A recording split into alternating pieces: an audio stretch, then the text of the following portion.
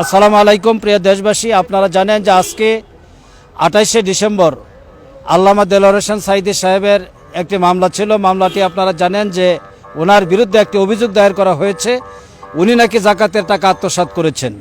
এটার উপরে চার্জ হিয়ারিংয়ের কথা ছিল আজকে, কিন্তু প্রসিকিউশন আমাদেরকে 161 না দেওয়ার কারণে সাক্ষীর জবানবন্দি এবং স্টেটমেন্ট না পাওয়ায় ডিচার্জ পিটিশন তৈরি করার জন্য যে উপাদান, সে উপাদান আমাদের হাতে ছিল না।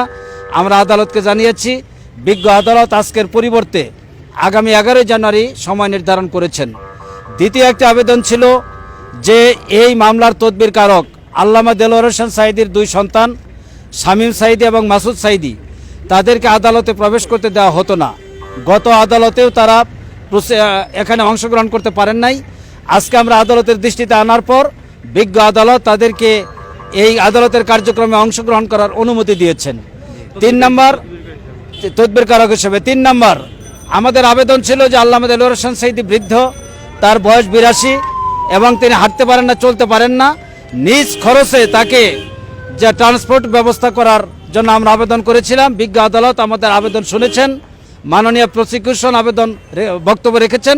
উভয়ের বক্তব্য শোনার পর এখন থেকে তাদেরকে নিজ খরচে মাইক্রোবাসে আসার জন্য বিজ্ঞ আদালত পারমিশন দিয়েছেন।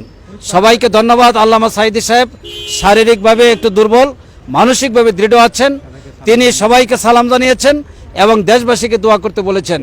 তিনি তার শেষ ইচ্ছা ব্যক্ত করেছেন যে আল্লাহ তাআলা যেন জীবনের শেষ মুহূর্তে তার ঘর জিয়ারত করার তৌফিক দেন এবং পবিত্র মদিনাতুল মুনাওয়ারায় যেন তার মৃত্যু হয়, জান্নাতুল বাকিতে যেন তার কবর হয়। এই দোয়া তিনি দেশবাসীর কাছে চেয়েছেন। মহান আল্লাহ রাব্বুল আলামিন তার এই প্রত্যাশা কবুল করুন, আমিন। আসসালামু আলাইকুম ওয়া রাহমাতুল্লাহ।